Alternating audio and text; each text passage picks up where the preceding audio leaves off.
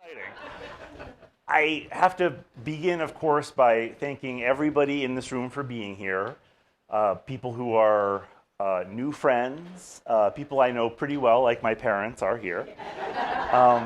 And of course, the incredible team here at Somerville Manning, Rebecca, Vicky, Katya, yeah, everybody. The work that goes into Paige, excuse me, Paige. Yes, Paige is here. Thank you, Paige. Paige. First and foremost, Paige. The effortlessness and the grace of the presentation of the work, that might be the greatest illusion of all, because serious, dedicated hard work goes into all of that, and I know that without them I'd be lost. So thank you guys for that incredible gift that you give me in helping the work come to life and to speak in its clearest, best voice. The collection that is presented here, written in stone, was a wonderful project to bring to life, in that the seed of it began in a moment of meditation that, in the full circle expression of the series, I hope to draw the viewer into sharing with me. That meditation is a reflection on the idea of permanence itself. And I felt in the genesis of this project a returning again and again to the question, is anything permanent? Is anything real? I don't know if anyone here can relate to returning to that question over and over again. But I thought of repeated cycles and the wages of those eternally expressed patterns. And I was reminded of the waves on the shore that produces the stones that you see in this series. I've been fortunate to spend time by the seashore in my life, and some of the stones that you see drawn in this series I have had for over 35 years in a collection of objects that I cherish, catalog, sort through, review, not at all like a crazy person. In a pretty, I have a box of skulls. Skulls mammal, skulls bird. It's, very normal. My work, as Rebecca was kind enough to point out, has included a move from the original projects that I did in graphite for about 5 years in the early part of my career, a phrase that I cannot believe is coming out of my mouth. And I transitioned into colored pencil, and more objects found their way into the compositions that I was doing. Complexity being a wonderfully compelling idea, right? The notion of well, let's see. I'm saying so much. Maybe I could say a little bit more. And the pendulum inevitably began to swing back as I started to think, well, if I'm saying that much, how much could I say with fewer objects, or maybe even just one, or maybe even the simplest object imaginable, something like a beach stone. And so the notion of imbuing the individual pieces with their own character, with a narrative quality, despite the composition being so reduced, the simplicity of what was being presented on the paper itself, became an absolute kind of watchword, a lodestar that I returned to repeatedly. And so my hope was that you would look at one drawing of a rock and feel one way, and feel perhaps very differently in the position or the tone or balance of the stone. At its heart, the project really became about what all of us grapple with, the idea of how permanent can anything really be. human beings, in our limits, we're very tempted to think of a lot of things as being permanent. The earth itself, the stars, stones. Of course, we return to the expression that inspired this exhibit, written in stone, because that in itself reassures us with the idea of some sense of permanence. But of course, the stones themselves in this project are beach stones. They're in the process of being tumbled down to sand, or even less. They're broken off from a parent rock, and we're, despite the sense that they are unchangeable, we are witnessing them merely at a moment in this much longer journey. And to underscore that, I wanted to include the shadow of the stones as an absolutely inextricable counterpoint to the sense of present permanence that's expressed by the rocks. What is more fleeting than a shadow? And yet, without the shadows in the compositions, the stories that are presented on the paper would be very different. So I think that the journey that the project took me on in the end was a surprisingly reassuring one. I think that the acknowledgement really in the end that nothing is permanent, that good and bad things come and go, of course, reminds us to live in the present. And I found myself trying to express that above all else in the drawings. The compositions individually, some of them feel more tenuous, some of them feel more dynamic, some of them are more conversational, some of them are, to borrow the word that Rebecca used, meditative. But I hope that they encourage you as they started to encourage me as I undertook them and executed them one by one to remember to be present, to bring you back to the moment that we're living in now, because however paradoxically this truth is returned to us again and again, the one permanent thing is the present, as ever-changing as the present is. So, yeah, I'll now open the floor for questions. Yes.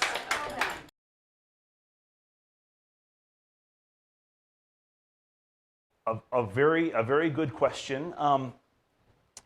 The rocks, which I hope you'll examine, are many of them very different in their mood from one side or to the other. Several of the pieces in this show present the same rock. Some of them, perhaps that is intuitive. Others, it might surprise you a great deal. But the position and the balance point of the rock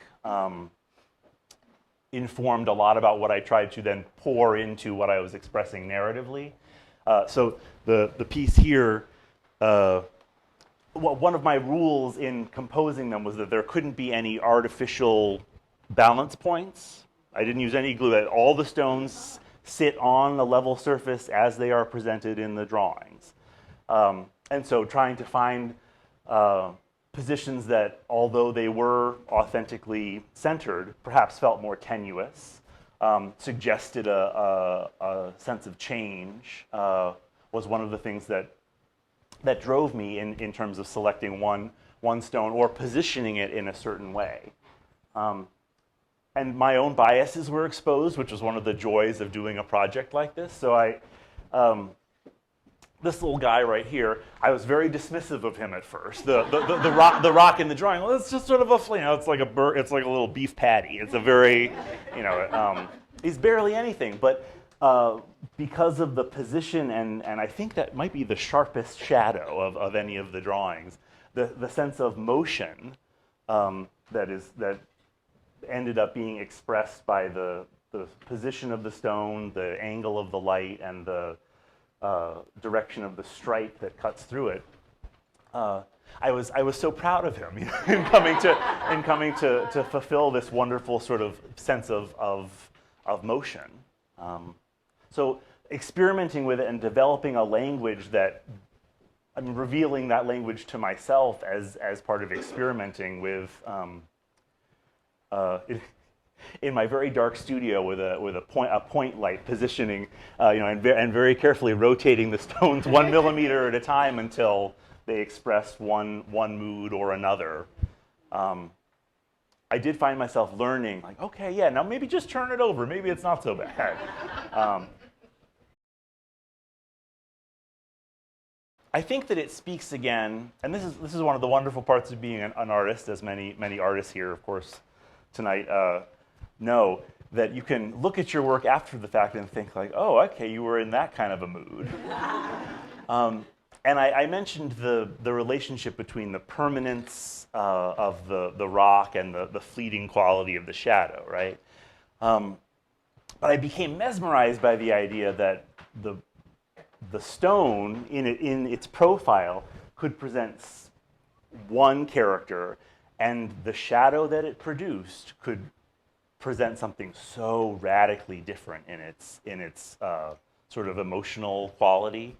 You know, I'd admit to getting hooked on a proportion. I'm not too proud to say that I like the idea of the triangle that's created by the vertical expression of the stone here, and then the implied connection between the 2 points.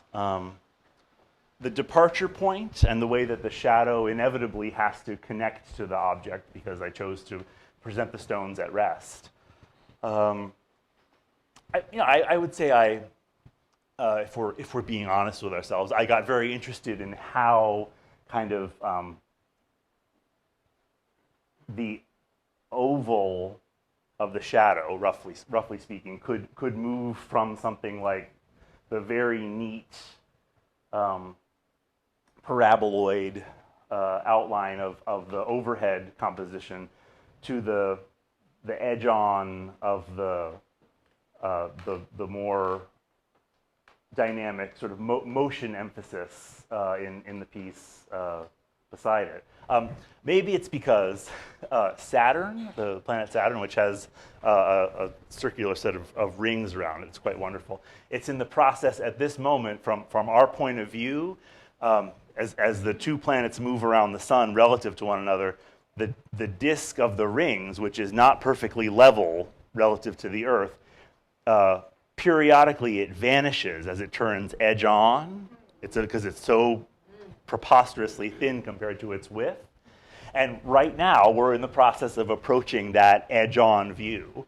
So I have actually been talking a lot about that with, with my dad. So maybe subliminally, I was thinking about knife edges. And one of the titles, this one, ANSA, it comes from the geometrical word that expresses the edge tip of a disc when it's viewed from edge on. Oh, I have a piercing point light that I mounted to a tripod and could calibrate, you know, very very exactly. It has a scope on it that can focus it so that I got a very tidy edge to the shadow. The shadows do many things, and I think you're right in pointing out that they did kind of get longer as I went along. That I got more, I continued to be interested in that. But I would encourage you to notice that in, for example, the pieces where there is a pair of stones, the shadow of one stone falls across another as well. That was something that was very important to me, to emphasize a literal connection, though it is not in a material sense a connection. That the influence of the 2 stones on one another is evident. I got interested in sort of the horizontality of it, in perhaps an inevitable contrast to the basic, roundness of many of the stones. The idea of casting a long shadow idiomatically, is a wonderful thought. And I think that the truth is that it does connect back to the idea of what's permanent and what's fleeting, and the sort of wonderfully poetic idea that casting a long shadow as an expression of the influence of the object is in itself a very fleeting gesture that the light falling across the stone is making. So emphasizing that seems like an inevitable outcome, a trap I allowed myself to fall into quite eagerly. Oh, that's a secret. I don't know. Most of them are from the coast of Maine, where I get to go and spend my time in the summertime. There's a few from rivers here and there throughout the United States. I like to travel overland, and I'm always keeping an eye out for natural artifacts. The kind of rock that are presented in this series, they're a rock with a stripe that's called an igneous intrusion in geological jargon. And I made that decision to have that be a through line in the series. I did that on purpose. We think of the stones as, again, being quite static, but igneous intrusions happen when a rock, an already solidified stone, is split by the heat of a lava or magma flow, and then the pressure of the magma actually forces the liquid up into the cracks, and then it cools again. So that's why you have the different colors. The stripe versus the body of the rock are different colors. They're actually contributed to the ultimate outcome of the stone in two different events. So again, belying the permanence of the stone, they've had this whole life of these multiple kind of encounters with different material conditions before they're calved off and presented to us in their polished form in the...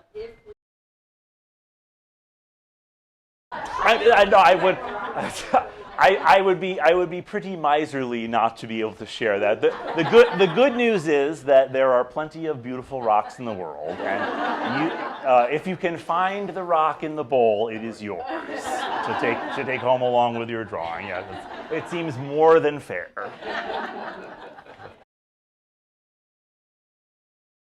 Oh, a technical question. Excellent. Yeah. So I in my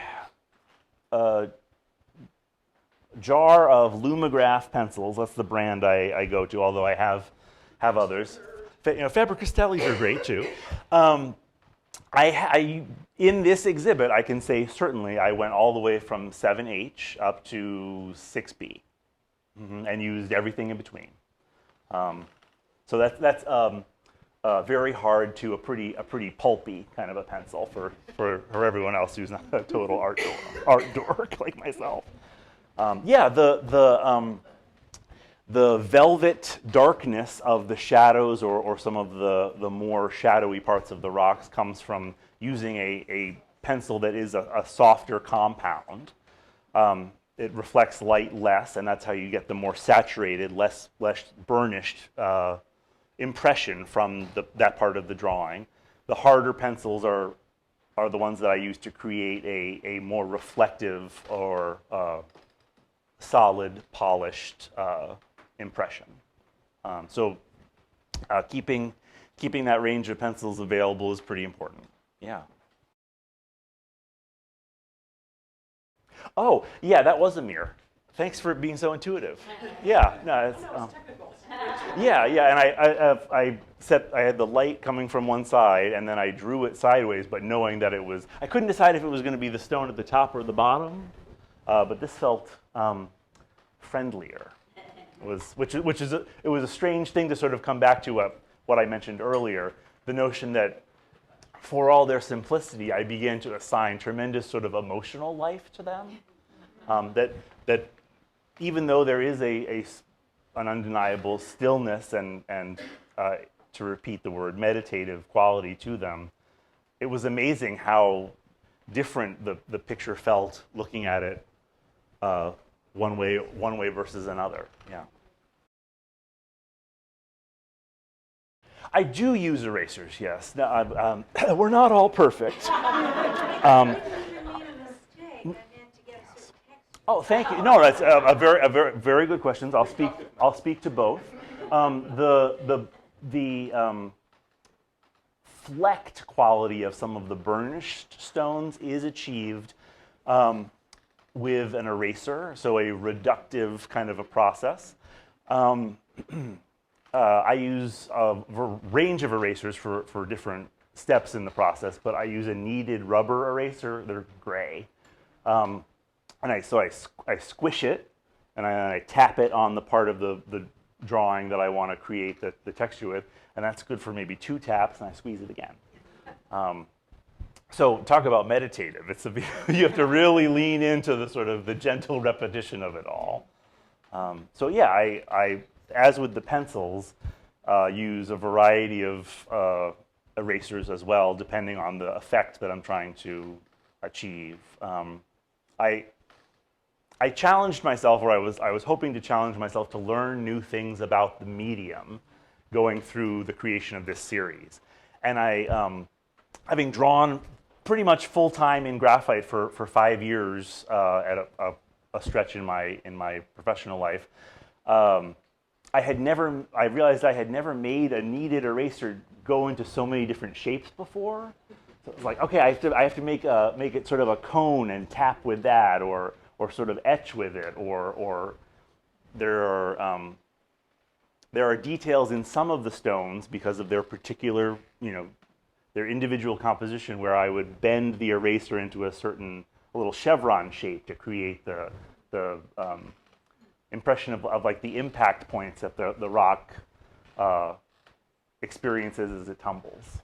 So in that I did achieve what I had set out to do, which was I learned a lot about pencils. The exploration of the potential of scale is certainly a through line in my work. I often draw things much larger than they appear in real life. I was fortunate to inherit excellent eyesight from my dad. No offense, Mom. And part of, maybe inevitably, the character of the series became the inversion of the notion that something as humble as a rock, a little, a beach pebble, could be explored in whatever represents the limit of my sensitivity to the character of that object. It's a return to the idea of what's infinite, or what's really big or small. We happen to have been presented with a world, because of the way that we're constituted, to think of certain things as being big and certain things as being small. But of course, that's also an illusion. The very small things we can't see, just as we are, without the aid of equivalently sophisticated technology, unable to see the really big stuff. So exploring that in the series, as an extension of the work that I've done and enjoy doing, that came pretty naturally. Yeah, but making something tiny really big is sort of exciting. Yeah, I think that the question is an important one, in part because I repeated myself a couple of times, and of course that's an underlining of what you've just said, which is that there are numerous famous portraits of something. Take somebody like Rembrandt, for the sake of convenience, who did his own portrait, uncountable times, and yet presented a different character in many of them, different expressions, moods, points in his own journey, and that is part of what makes the project all the more poignant, is that so much depends on even the smallest adjustment of an angle. So I really did push myself deeply into exploring how sort of, let's say, demure or tenuous. I could make a composition, again, with one object, based on the angle of, I had a little poker stick that, so that I could stand back and adjust 1 millimeter one way or another.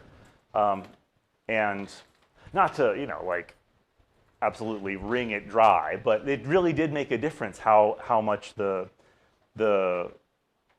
character of the story that I was going to end up telling varied depending on if the rock was rotated a few degrees or if the angle of the light increased or decreased by a few degrees. So exploring that, and certainly they're a subtle brood, right? It's part of the pleasure of them is their nuance.